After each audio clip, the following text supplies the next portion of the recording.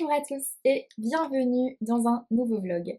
Je vais rentrer directement dans le vif du sujet en vous parlant de ma dernière lecture qui est Le Corbeau d'Oxford de Fate Martin. C'est une enquête de Loveday et Ryder, c'est une saga de Cozy Mystery et ça c'est le tome 1. C'est édité chez HarperCollins Noir. Alors, j'ai beaucoup aimé. Pour situer un peu le contexte, on est à Oxford dans les années 60. Et on se retrouve face à une double enquête. Le binôme d'enquêteurs est top. Donc la première, c'est justement Trudy Loveday, qui est une toute jeune recrue, une jeune stagiaire fraîchement arrivée dans la police. Et elle est, voilà, c'est une femme dans les années 60 qui se retrouve dans un monde, dans un milieu d'hommes. Et elle va, voilà, elle va galérer pour se faire sa place. Elle est toujours attribuée aux espèces de basse besogne un peu. Les trucs pas très cool, c'est pour elle. Ses chefs la prennent un peu pour, voilà, pour la cinquième roue du carrosse, quoi. La nana qui sert pas à grand chose et qui est là et qui, enfin, faut lui trouver une occupation, donc on lui refile les merdouilles. La deuxième personne, la deuxième personne de ce binôme, c'est Ryder, Clément Ryder, qui est un ancien chirurgien qui se retrouve à présent coroner, bref, et, et qui est un peu connu comme le loup blanc, qui est craint, qui est en même temps respecté malgré tout.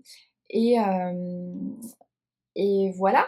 Et ce binôme fonctionne incroyablement bien parce que Clément Ryder voit en Trudy Loveday une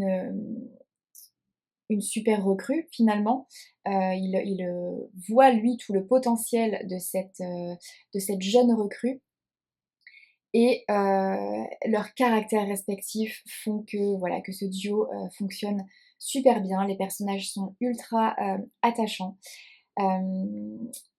Et l'intrigue en elle-même, cette enquête est vraiment chouette. C'est une double enquête, donc un corbeau à Oxford envoie des lettres de menaces à un grand chef d'entreprise, on va dire, et il finit par mettre ces menaces à exécution, et donc on se retrouve avec un meurtre. Donc ça, c'est la première enquête, et la seconde enquête fait référence à une affaire classée dont Clément Ryder avait déjà entendu parler puisqu'il avait assisté au procès de cette affaire-là. Et il y a des choses qui le turlupinent, qui l'interrogeaient déjà à l'époque et qui aujourd'hui refont surface, et il aimerait réouvrir cette enquête. Et donc Loveday et Ryder vont enquêter sur cette partie-là. Et bien sûr, il y a forcément un petit lien avec la première enquête sur laquelle est positionnée la police, quoi. Donc voilà, c'est hyper bien fait, c'est hyper bien pensé. Les chapitres sont courts et à chaque fois qu'un chapitre se termine, on n'a qu'une envie, c'est d'enchaîner parce qu'il y a de nouvelles, de nouvelles interrogations, de nouveaux questionnements. On ne peut pas s'empêcher de faire plein de suppositions. C'est vraiment très sympa et la fin ne déçoit pas. Donc voilà, et puis ambiance Cozy Mystery, donc ambiance british, ambiance thé, ambiance voilà, tout ce qu'on aime dans le Cozy Mystery. Donc voilà, ça a été une très jolie lecture. Je vais lire le tome 2 bientôt, d'ici la fin du mois, avec Angie. On va faire ça en lecture commune avec Angie et j'ai hâte. Voilà, et là donc je vais me lancer tout de suite dans cette lecture. Embarquement immédiat pour Noël de Karen Pont, gentiment envoyé par les éditions Fleuve. Et j'ai hâte de pouvoir découvrir cette nouvelle comédie de Noël de Karen Pont. Je vous en dirai plus très très bientôt. Hello! Je vous retrouve pour vous parler de ce roman, cette comédie de Noël que j'ai commencé hier et que j'ai terminée hier. Je suis en vacances donc j'en profite et honnêtement je l'ai dévorée. Je crois que c'est la 4e comédie de Noël que écrit, Karen Pont et c'est vraiment ma préférée.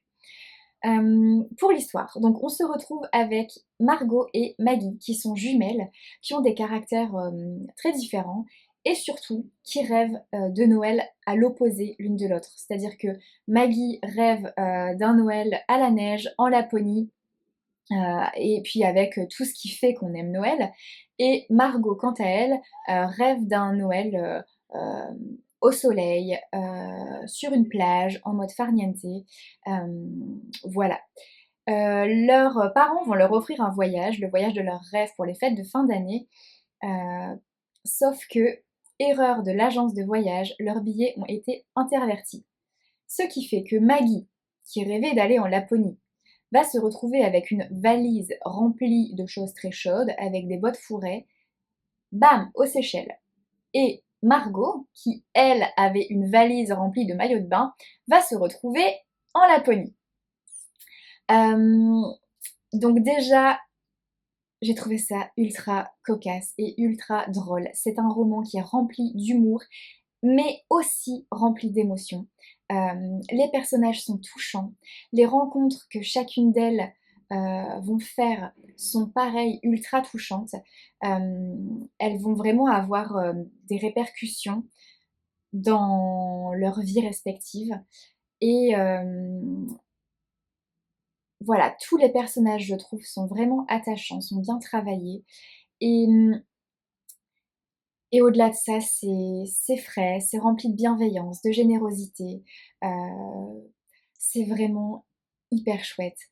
Moi, j'ai adoré le côté Laponie parce que c'est un de mes rêves d'aller en Laponie, de faire une balade de chien de traîneau. Ça, je trouve que ça me fait tellement rêver, ça doit être tellement magique à vivre. C'est un de mes rêves d'aller faire ça et de me poser après à regarder les aurores boréales. Alors ouais, voilà, je me fais mon idée du voyage, mais franchement, c'est un de mes rêves, visiter le village du Père Noël. Ah, je trouve ça tellement génial. Et pour ça, ça a été top parce que j'étais mais tellement plongée dedans et tellement en immersion là dans ce voyage-là. J'ai adoré. Ça m'a donné encore plus envie d'y aller. Et en même temps, ce Noël à la plage qui de base me fait pas du tout envie, et ben j'ai trouvé que ça avait du charme aussi. Et j'ai trouvé ultra intéressant de voir la culture de Noël là-bas. Et il y a des moments qui m'ont particulièrement touchée, notamment un moment dans un orphelinat, ça m'a bouleversée. Euh, voilà, franchement, j'ai tout ému rien que d'y repenser d'ailleurs. C'est un roman hyper drôle, hyper touchant. Euh, Franchement, c'est vraiment une belle réussite. Si vous aimez, ouais, si vous aimez les romans de Noël qui allient humour et émotion, bah, il est clairement idéal pour ça. Voilà, je ne vais pas en parler plus, mais bravo Karen Pont. Maintenant, je vais me plonger dans un nouveau roman. J'ai décidé de commencer Pachinko. Mais je crois que juste avant de démarrer Pachinko, parce que c'est quand même un gros pavé, je pense que ça me demandait une paire de jours, je vais peut-être me faire un ou deux romans graphiques pour terminer cette semaine en beauté et pour pouvoir vous présenter du coup un ou deux autres petites choses. Voilà, je vais vous laisser là et je reviens très très vite.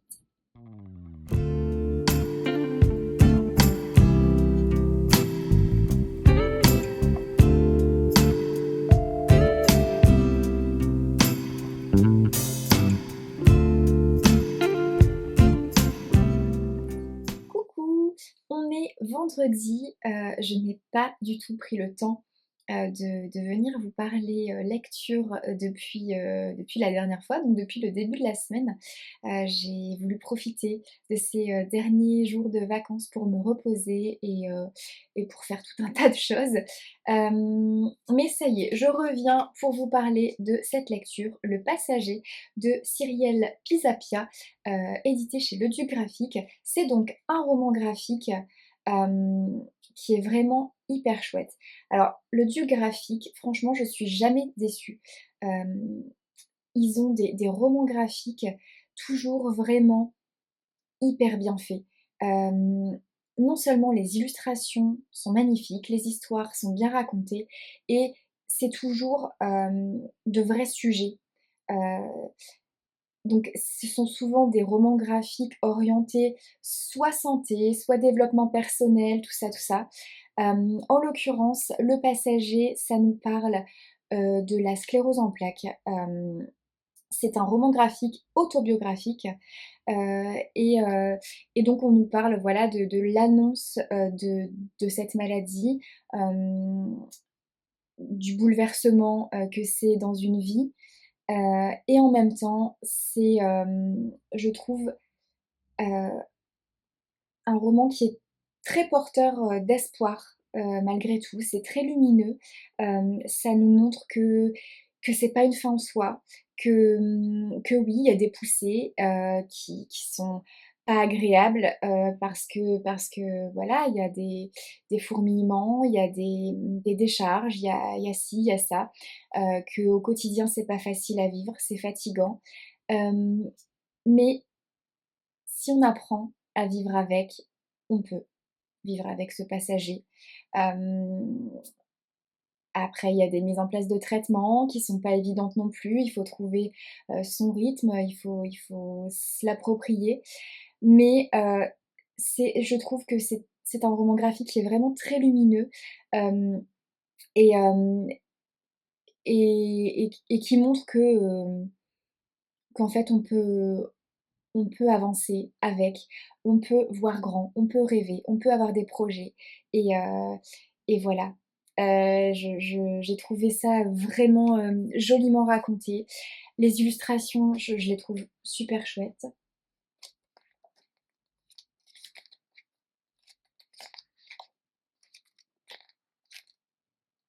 Voilà, bref, un roman graphique donc sur la sclérose en plaques, de l'annonce jusqu'à l'acceptation de la maladie grosso modo, hyper bien fait. Je peux que vous le recommander. Ensuite, j'ai une petite chose qui est arrivée dans ma boîte aux lettres.